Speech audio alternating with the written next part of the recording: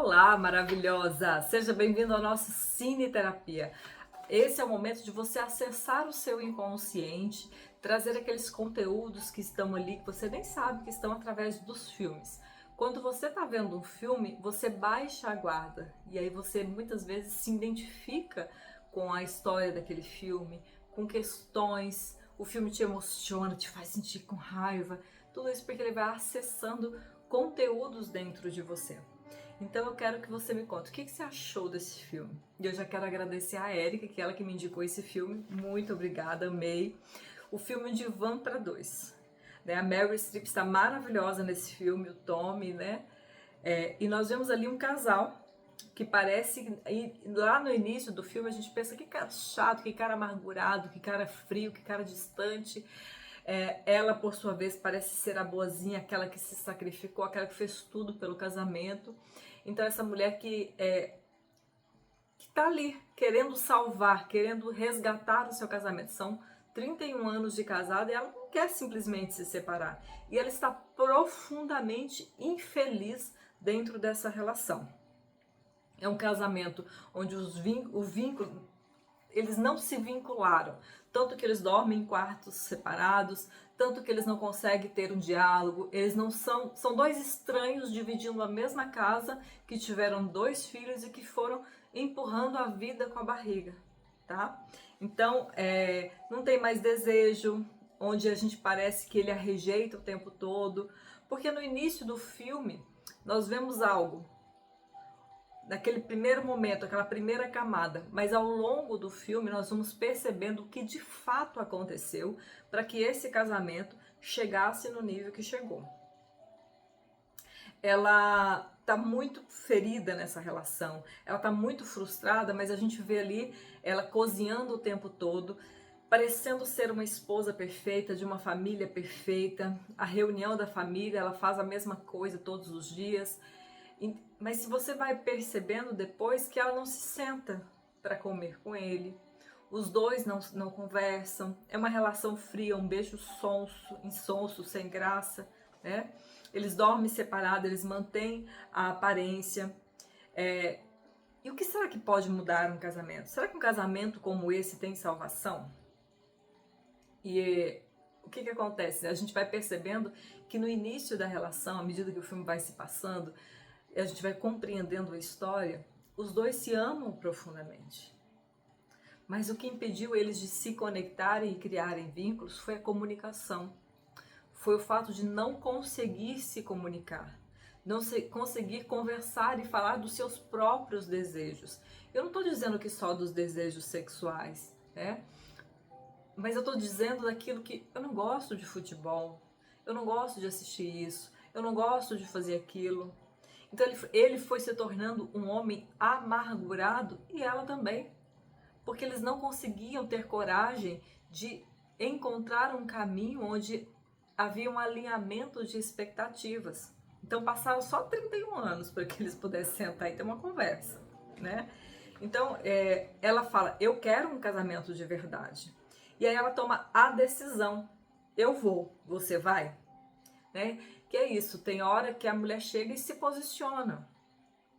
O que eu quero, que tipo de casamento eu quero, qual tipo de relação eu quero. E é isso que ela faz. Ela vai lá, tira do dinheiro dela, porque ela trabalha, ela toma conta da casa, ela toma conta desse casamento. E parece que ele desistiu de tudo. Então ela fala, ó, eu não quero, isso pra mim não serve mais. Você vai? Eu amanhã vou estar no avião às 10h02 da manhã. Nem lembro se é esse horário mesmo. Mas ela vai, se posiciona. E quando o homem quer, porque não dá para um carregar a relação sozinho nas costas. Quando o homem quer, ele vai. Tá? Ao longo do casamento, ela nunca comunicou. É interessante que ele fala assim, mas você quis, um dia você quis uma geladeira. E a partir disso que ela quis essa geladeira, ele começou a presentear ela com coisas úteis, tipo um ar-condicionado, uma vassoura, uma panela. Eu falo para vocês, o que faltou nessa relação que a gente vai percebendo é o quê? Comunicação. E ela fala, é tudo ou nada. Ela tomou uma decisão. Ela sabia que essa decisão era tudo ou nada. Porque se ele não fosse, se ele não quisesse ir, ela já tinha tomado uma decisão, tá? Ela tem um problema de estômago. Por quê? Porque quem não comunica, quem não fala, vai gerando problema no estômago, vai engolindo a frustração, vai engolindo a raiva, vai engolindo as emoções, e isso vai inflamando. E a gente percebe ali que ela tem um problema no estômago. O que mais? Ele só reclama. Meu Deus, que homem chato. Como ele reclama, como ele é escasso, como ele reclama do gasto, como ele reclama do preço de tudo. Ele faz ali no supermercado comprar para preparar para economizar dinheiro. Ele tá escasso, ele tá com raiva, ele tá amargurado, ele tá com ressentido. Tanto que tem uma hora que ele fala: não, o nosso casamento era tudo que você queria. Eu pago todas as despesas. O que mais você quer? O que mais? Né? Ali junto com aquele terapeuta. Então a gente vai vendo o quão ressentido e o quão amargurado os dois estão, o quão ferido eles estão por não conseguirem falar, tá? Eles não têm prazer, eles não conseguem comunicar o que eles querem, eles não conseguem falar do seu mundo emocional, eles não conseguem falar do que eles sentem, como se sente, sem acusar, sem brigar, simplesmente falar. Então eles são dois estranhos, onde as suas necessidades são ignoradas, onde eles mal se suportam, onde eles não têm intimidade. Eles são dois estranhos convivendo. Ela, para não brigar, silenciou. Ele, para não brigar, silenciou. Tá? Então eles não têm prazer, eles vivem uma rotina das obrigações. Qual é a minha obrigação aqui? É cozinhar? Então tá, então eu vou cozinhar para você. Qual é a minha obrigação? É pagar a prestação da casa? Então tá, vou pagar a prestação da casa. E foi isso que eles entraram num acordo sem nunca ter conversado. Porque às vezes os comportamentos vão conduzindo a acordos silenciosos entre o casal. E é isso que acontece com eles, tá? Ela viveu a vida dela para atender às expectativas. Ela fala durante a terapia que ela pensava assim: quando eu casar eu vou ser feliz, quando eu tiver filhos eu vou ser feliz, quando eu for esposa, a esposa perfeita eu vou ser feliz, então eu preciso ser submissa, eu preciso ser boazinha. O que eu tenho que ser para ser feliz? E ela falou assim: é quando os filhos forem embora, é quando os filhos... Então a felicidade dela ela foi deixando sempre para depois, achando que era sempre depois. E aí quando chega no terapeuta: o que você quer? Aí ela disse: eu quero fazer sexo, né? Que na verdade ela está dizendo: eu quero intimidade, eu quero me sentir desejada, eu quero me sentir amada, eu quero ser importante. Porque a intimidade do casal, esse momento de troca, esse momento de carícias, ele é muito importante, essa conexão. E o que acontece? Muitas mulheres não são autorizadas a se entregar, a sentir prazer. Tem mulheres que estão dentro de casamentos uma vida inteira sem conseguir sentir prazer, sabe? Se entregar. E eu não estou falando aqui de ter orgasmo, apesar de muitas também não conseguirem ter, mas eu estou falando sobre baixar a guarda e sentir prazer com a vida e sentir-se desejada. E ao longo do filme a gente vai percebendo o quanto ela tinha uma baixa estima, de não se sentir bonita, de falar: não sei como que você me escolheu, o meu corpo, eu não sei fazer sexo, eu não sei fazer essas coisas. Isso foi fazendo com que ela fosse se fechando. E como ele não era aquilo que ela idealizava de um homem afetuoso, um homem carinhoso, ela falava: não, você só me procura para sexo, você não me quer para nada, é como se eu fosse apenas um objeto. Então, como todas as vezes que ele ia procurá-la era algo meio que por obrigação, algo meio que forçado, ele também foi recuando.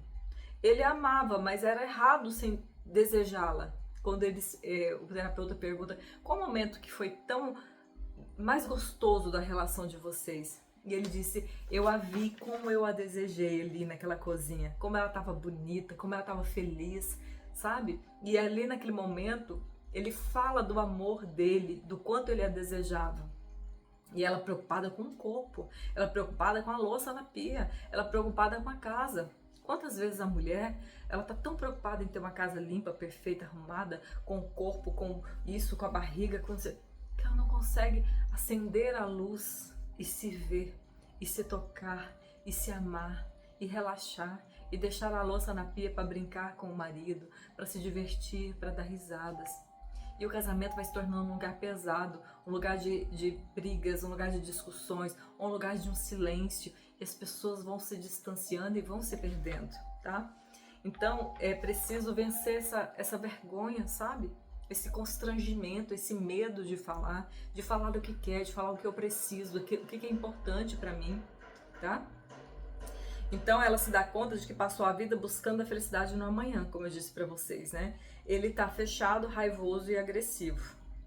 Então são duas pessoas que se amam, mas que se perderam, que nem sabem se querem mais esse casamento, nem sabem mais. Pra ele tá bom do jeito que tá. Ele desligou o botãozinho de desejo dele, ele desligou o botãozinho que tinha ali e pronto. Aí eu vejo um filme pornográfico ali, eu vejo uma coisa. Foi isso que ele falou, né? Então ela fez muitas coisas que ela odiava sem nunca falar nada. Ela se sentia muitas vezes apenas como um objeto. E ele percebeu e se afastou. E ele foi carregando muitas mágoas e foi esfriando, foi o que ele falou. Não é assim, a gente não liga e desliga o botão quando quer, né? Então ela não falava, mas ela mostrava o desgosto. Então quando ele revela tudo que ele sente, a gente vai percebendo o quanto eles se feriram ao longo do casamento, o quanto eles se feriram ao longo da relação. E quantas de nós estamos dentro de um casamento com o nosso botão do desejo desligado, com o nosso botão das obrigações, das responsabilidades, da briga, da discussão, preocupada com o corpo, preocupada com a luz, preocupada com a limpeza, preocupada com o filho, que se vai ouvir, se não vai ouvir. Esquece de que o casamento é um lugar de construção. Um dia os filhos vão embora, um dia a vida vai mudando e que fica são os dois. Sabe, esses dois que ficam precisam ser amigos, precisam construir um casamento, precisam construir uma paixão, uma relação, um amor. A paixão é um primeiro momento, mas o amor é o que fica. O amor, a compreensão, a parceria, as risadas, como eles lá no final do filme, né? Eles fazem ali as promessas dele, quando ela diz, meu sonho é renovação do nosso casamento. E ali eles fazem as promessas de novo, com muita verdade. O amor, como diz Bert Hellinger, ele é a segunda vista.